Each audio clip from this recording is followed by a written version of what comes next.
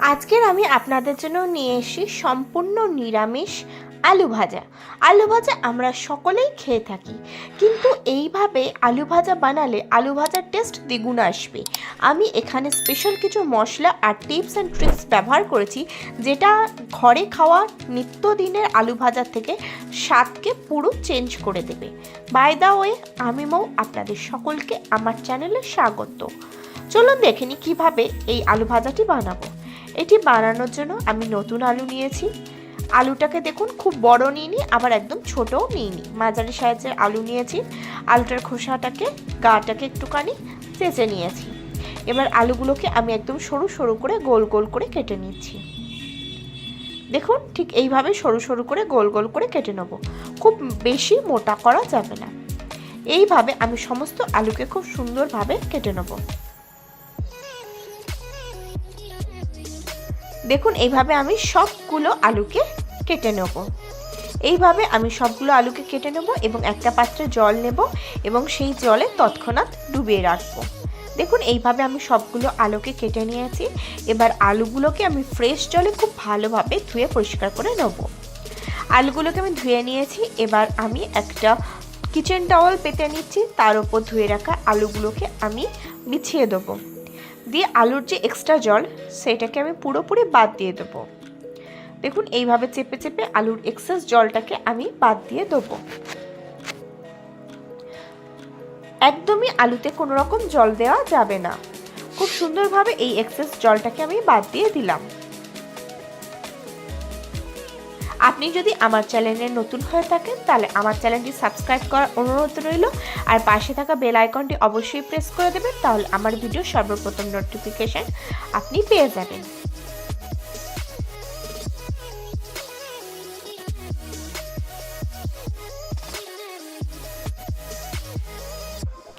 দেখুন, আমি এইভাবে সমস্ত আলুটাকে খুব ভালোভাবে পরিষ্কার করে নিয়েছি, এক্সেস জলটাকে বাদ দিয়ে দিয়েছি। এবার আমি আলুগুলোকে একটা পাত্রে তুলে রেখে দিচ্ছি। এদিকে গ্যাসে কড়া বসিয়ে দিয়েছি, তাতে আমি সর্ষের তেল নিয়ে নিয়েছি। তেলটা গরম হয়ে গেলে এতে আমি দিয়ে দেবো 1 চামচ গোটা জিরে, আর দিয়ে দেবো কিছুটা পরিমাণে হিং ও গোটা জিরে দিয়ে এটাকে খুব ভালোভাবে ভেজে নেব। হিং ও গোটা জিরে থেকে যখন সুন্দর অ্যারোমা আসতে শুরু করবে, তখন আমি এতে দিয়ে দেবো কেটে রাখা আলুগুলো দিয়ে আলুগুলোকে এই তেলে খুব ভালোভাবে ভেজে নেব। দেখুন, আমি খুব সুন্দরভাবে ভেজে নিয়েছি। এইভাবে আলুটাকে ভাজলে আলুটা যেমন টেস্টি হবে, তেমন নিরামিষ দিনে খেতেও হবে সুস্বাদু। সবসময় একঘেয়েমি আলু ভাজা খেয়ে খেয়ে বোর হয়ে গেলেন, এইভাবে আলু ভাজাটি বানান। নেড়ে চেড়ে এটাকে ঢাকনা চাপা দিয়ে দেবো 3-4 মিনিটের জন্য। 3-4 মিনিট পরে ঢাকনা সরিয়ে নিয়ে এটাকে আবারও ভাজতে থাকবো। 2-3 মিনিট এইভাবে ভাজার পরে আবারও 3-4 মিনিটের জন্য এটাকে ঢাকনা চাপা দিয়ে দেবো। 3-4 মিনিট পরে আবারও ঢাকনাটাকে সরিয়ে নেব, নিয়ে এটাকে আবারও ভাজতে থাকবো। এইভাবে ঢাকনা চাপা দিয়ে আলুটাকে ভাজলে আলুটা এইভাবেই সিদ্ধ হতে থাকবে।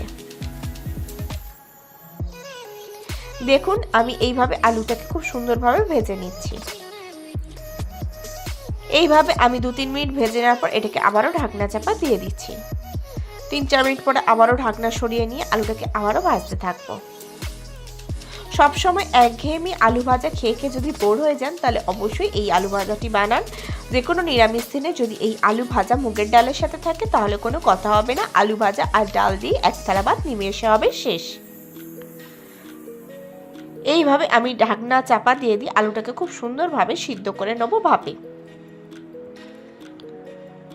দেখুন, এটাকে আমি আবারও উল্টে পাল্টে খুব সুন্দরভাবে ভেজে নিচ্ছি।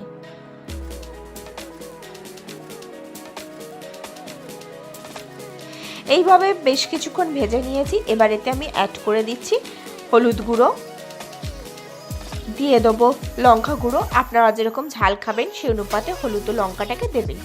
দিয়ে এটাকে এর সাথে ভাজতে থাকবো। আলুটা অলমোস্ট আমাদের 50-60% হয়ে গেছে। হলুদ ও লঙ্কা দিয়ে খুব সুন্দরভাবে আলুর সাথে আমি মিশিয়ে নিয়েছি এবং আলুটাকে আবারও ভাজতে থাকছি।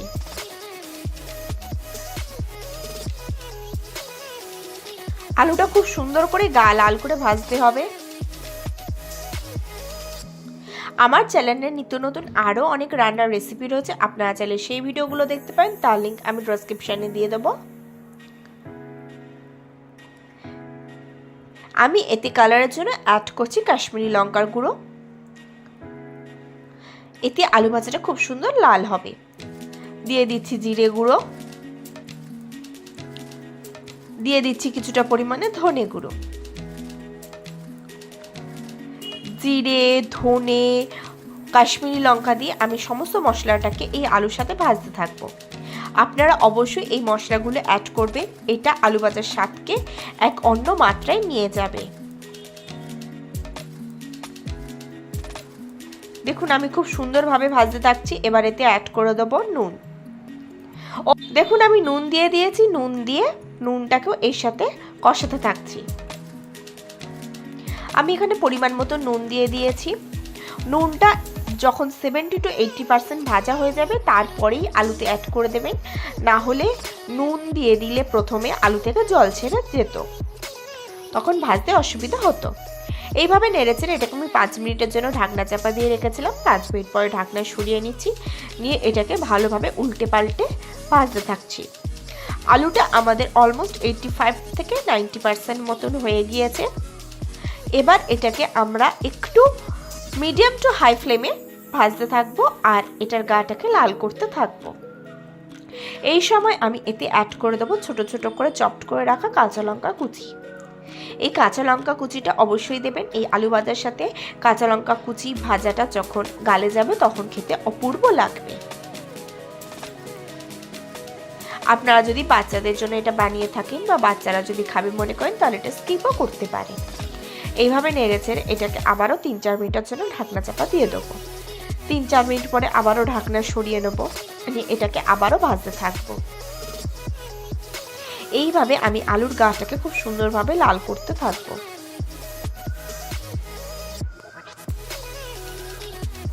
দেখুন আলুটার গা খুব সুন্দরভাবে লাল হতে শুরু করেছে। এই সময় অ্যাড করে দেবো শুকনো চিলি ফ্লেক্স বা শুকনো লঙ্কা কুচি।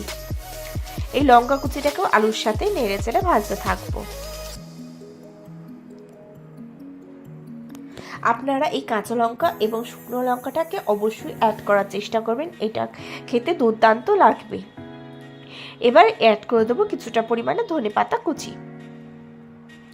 এই ধনেপাতা কুচি দিয়ে আলু ভাজার সাথে খুব সুন্দরভাবে নেড়েচেড়ে ভাজতে থাকবো। এটা এই আলু ভাজার স্বাদকে দ্বিগুণ করে তুলবে। দেখুন আলুর গাটা খুব সুন্দরভাবে লাল হয়ে গেছে। ধনেপাতা দিয়ে দিয়েছি, দিয়ে এটাকে আর 2-3 মিনিট মতো নেড়ে চেড়ে নেবো। নিয়ে গ্যাসের ফ্লেম অফ করে ঢাকনা চাপা দিয়ে রেখে দেবো। এবার গরম গরম পরিবেশন করে দেবো ভাত ডালের সাথে। যে কোনো নিরামিষ দিনে আপনারা অবশ্যই একবার এই পদ্ধতিতে আলু ভাজাটি বানাতে পারেন। এটি যেমন টেস্টি হয় তেমন তৈরি হয়ে যায়ও খুব অল্প সময়, আর ছোট থেকে বড় সকলে পাত চেটে খাবে। আপনারা যে কোনো নিরামিষ দিনে অবশ্যই একবার এই পদ্ধতিতে আলু ভাজাটি বানান, বা বাড়িতে কোনো গেস্ট আসলে ডালের সাথে একবার এইভাবে আলু ভাজা বানিয়ে সার্ভ করতে পারেন। প্রত্যেকে আপনার প্রশংসা করবেই করবে। আশা করি আজকের ভিডিওটি আপনাদের ভালো লেগেছে। যদি ভালো লাগে অবশ্যই লাইক করবেন, কমেন্ট করবেন, শেয়ার করবেন, আর আমার চ্যানেলটি অতি অবশ্যই সাবস্ক্রাইব করে নেবেন এরকম নিত্য নতুন রেসিপি সবার আগে পাওয়ার জন্য।